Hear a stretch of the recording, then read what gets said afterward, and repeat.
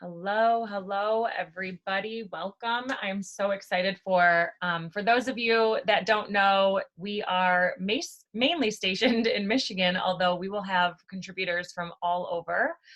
And the beauty here today is that, and what we're finding unified gratefulness in, is the sunshine. So it is absolutely remarkable, lifting our spirits. And so we're hoping through this episode to uncover and discover some of the ways that we can elevate our mindset, the way that we can really put into perspective how many of us, the collective industry, how we are feeling, and also validating that all those feelings are real. And we wanted to have some conversation around our community and how we can continue to get into community while maintaining social distancing and social responsibility, and what that can look like. And, we are what we surround ourselves with. And so we are hoping to create a space here where we can come and we know that we're going to not only get informed, maybe sometimes entertained. And if you're laughing at us, that's appropriate as well, because we're here human too. But we have found and united and continue to grow our community and our culture beyond the scope where there isn't a brand that is a perimeter. We have no boundaries. We really are one as an industry. And so we have unique gifts that we can pour into that and conversations that come from that. And so today, Mariah, we're going to have some dialogue because I know that mindset in all of the things that we do, particularly in our leadership group, we do a lot of mindset conversation, discussion, and co-reading. So it's definitely for us professionally, but I know that personally and in additional coaching, you also embrace this at a much higher level. And it's a personal passion of mine as well. So I would love to tell me how you're feeling, sister.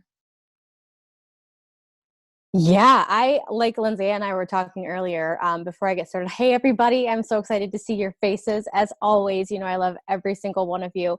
And like she said, spot on, this topic is something that I am very, very passionate about, very, very excited to talk about, just because in my own experience and seeing experiences with the team and color education and all of that, seeing how powerful our minds can actually be in determining our trajectory. When you fix your mind on something, when you get fixated on a goal and you really purpose to make it happen, and just seeing human beings able to do that and kind of like facilitate that and cultivate that is something that it brings me some of the most joy. So what I would love in this conversation is she and we will be going back and forth, but any questions that come up or things that you want to discuss or talk about that maybe have been on your mind or on your heart in this time, put it in the chat box so we can open up that dialogue, because that's really what we're trying to do here in creating community in our separation. I'm trying to find a better term for social distancing, because that's just so isolating, and it may be our circumstance, but it doesn't have to be where we live and where we stay in this whole time. So if anything comes up for any of you, put that in the chat and we can talk about it. But we'll start off, Lindsay, you and I going back and forth, and we'll just go from there. Yeah, I think we're all collectively feeling this, and we could head to our local podcast or favorite self-help guru social media, and it's part of the conversation. But I think what I really want to hone in on are what industry specific things are we experiencing, because of course they magnify on a personal scale as well. But I think collectively we're having people who, rightfully so, feel a heightened sense of responsibility, and they're feeling some great sense of loss. Whether, it doesn't matter if you're a business owner, it could be your business. If you're an independent, it's your independent. It could be the freelance contracts. It can be the confusion of how events are going to line up in the future because you have pre-established bookings. Like, we are losing who and what was our identity prior to this pandemic, right? Like, we are in a place of pivot. And so what are some ways that you think people can gain clarity around that, or to redirect into a positive direction? Because we're going to find ourselves sitting in those feelings regardless. Those are the human feelings associated with loss. But we can pivot to what we're pouring out and how we're like how we're having that internal dialogue so that we don't get stuck there. So it doesn't sit so heavy and we can find a way through. So Yeah. I think what's really important here is to acknowledge every single one of those feelings, because I don't know how it's been for each one of you, but I will say for me, the experience from the beginning hasn't been linear. It's been kind of a series of ups and downs, almost like riding an emotional type of wave, where some days you feel great and positive and, kind of upbeat. And then other days you kind of have a little bit lower energy, or kind of a lower, um, frequency, so to speak. So just acknowledging the reality of those things, and being comfortable with the fact that every emotion is okay, but how do we navigate through those lower points so that we don't stay there, like Linnea said, or I often refer to it as setting up camp in those lower spots. So just kind of acknowledging, how are you feeling there, really thinking about those exact circumstances that are making you feel that way, but then also acknowledging what do you have control over, or what can you gain control over in the situation where there is so much around us that is, I think we can all agree, very much out of our control. A grounding place can be looking for the circumstances or the things that you can control, even to the smallest degree, and focusing your energies there to give yourself some sense of accomplishment, like throughout the day, to bring back that positivity and kind of foster that inside of you to build a little bit of momentum. yeah, I like with exactly what you said. So I'll use myself as the example. I feel like it immediately hit, and then it's like you go into like immediate rescue, like adrenaline is so high and immediately rescuing, like what can I fix, right? And then adrenaline kind of only lasts for so long, and then it's this moment of like you just want to like sink under a cover and put the sheets over your head and cry and be angry and all of those things, and you're feeling them all. And then it's this idea of like, okay, and we want, and it is actually in human nature, like we want a goal, and that doesn't mean you have to set a big atrocious goal, but like we want to have some sort and sense of accomplishment, and we could argue whether that is a validating thing or not. But what are, like for me, I know that to get back into some activity, having like adding things to my schedule has truly given me purpose. Like in just in this arena, like I'm meeting my community, I'm feeling revived. So what are some things that people can do to return to a feeling of more normal?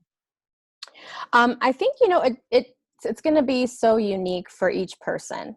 And that's another great point to bring up, is to be patient with yourself throughout this whole thing. Like for me, I am very much the type of person that is always on the go. Prior to all of this, it's like I barely ever sat down. I'm always moving, always shifting, always changing. And to be in a position where, I'm in my house, with the exception of going out for groceries or, essentials, I'm stopped in my tracks. And that can be a lot to handle mentally for someone that really wants to be moving and shifting and always be into everything. So being patient with that shift, and being patient with yourself, and in those moments where you want to get up and you want to get out, well, kind of going back to what can you do? So things for me, before all of this, I really had a hard time with slowing down, or self-care, or whatever, we want to call it, taking time for myself. So in terms of like things that I can actually do, I know that I can do those things on that kind of self-care list in the freedom of my home. And that kind of brings me that rest, gives me the opportunity to do things that I wasn't previously able to do because I never really had the time, or really I never made the time to do it. And so doing things like that, where it's not the normal pace, and it may not be the same amount of accomplishment, but it's in a different way, and it's filling me up in a different way, and it's me kind of getting refamiliarized with myself in a different way, which can be re-energizing in and of itself. Yeah, 100%. So some practical applications that I found, and I'll just put those out there for anyone who is like me and likes to walk away with like, okay, a couple things maybe I could implement. So for me, I think I've thought of my calendar as thinking, so in, you know, a lot of you have probably heard like big rock events and then pebble events and then the sand that fills it in. Like if you think of a jar and you put the big rocks in first and then you put the pebbles in and they kind of settle in between and then you pile the sand on top. And so for me, it's not even like, what do I have to do to accomplish? It's getting in the morning, I set a moment to journal. And then whatever comes out, if something comes out of like something I would like to accomplish, like today I would, for some people, it might be like, I want to organize that junk drawer, or today I want to, you know, like how I feel in the morning. So I literally journal a couple of those things out, like what would make me most happy today.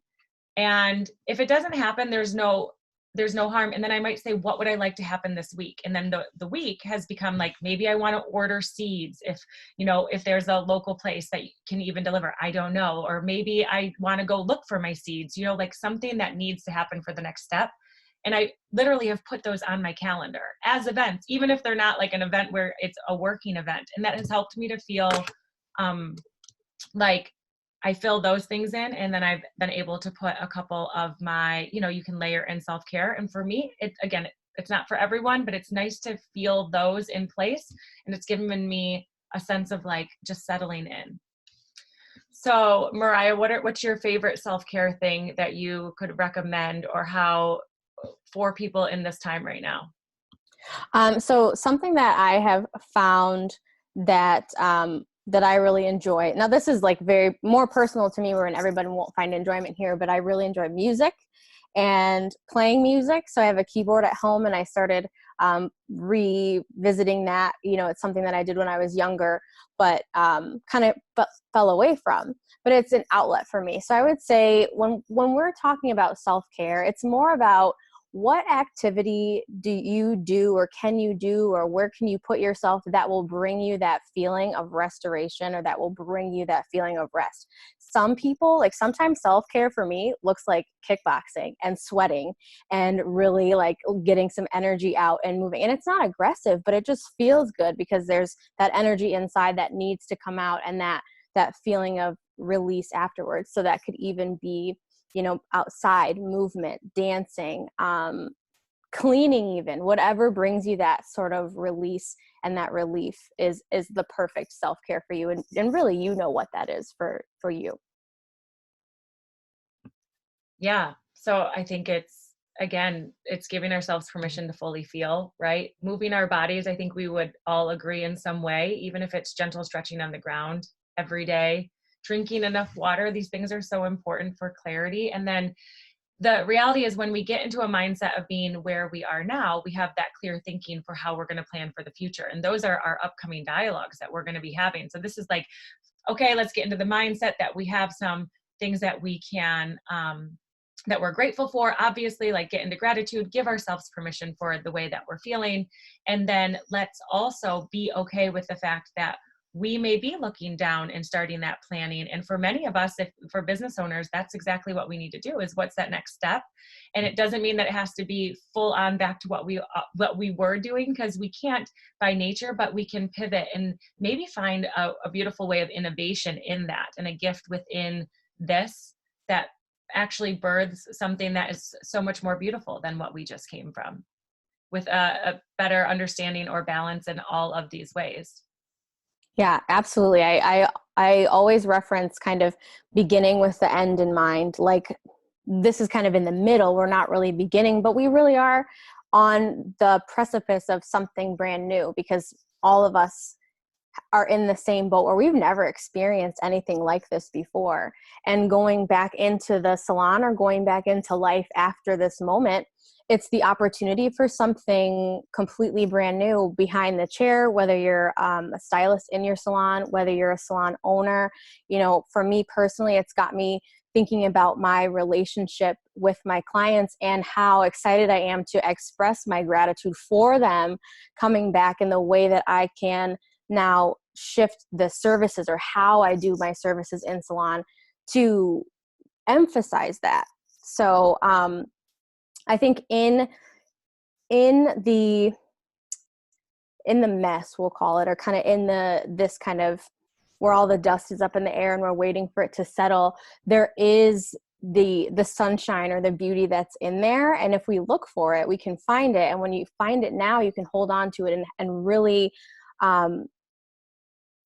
get clear about that for when you go back into the salon. I think it's a great opportunity to get some clarity around previously uncertain things.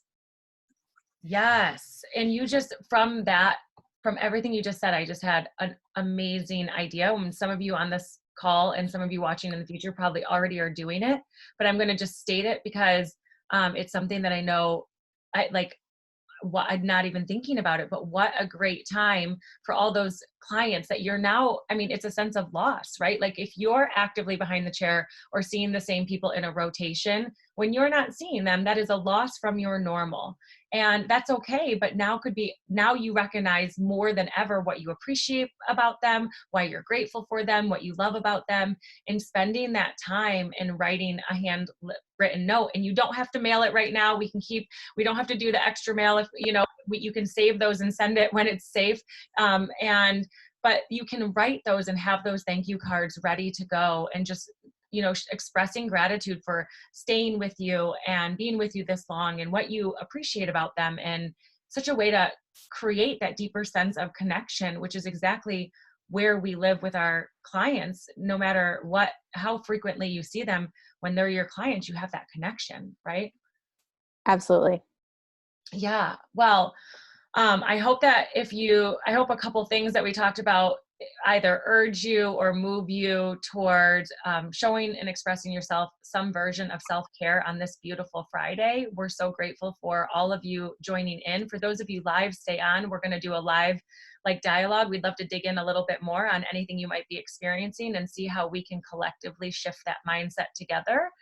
But for those of you that are watching in the future, then we are so grateful that you're here. We hope that maybe something that we birthed while having this brief convo maybe give you some inspiration to care for yourself, love on your current clients, consider writing that employee a thank you note, and tell them why you're so excited to be back working next to them.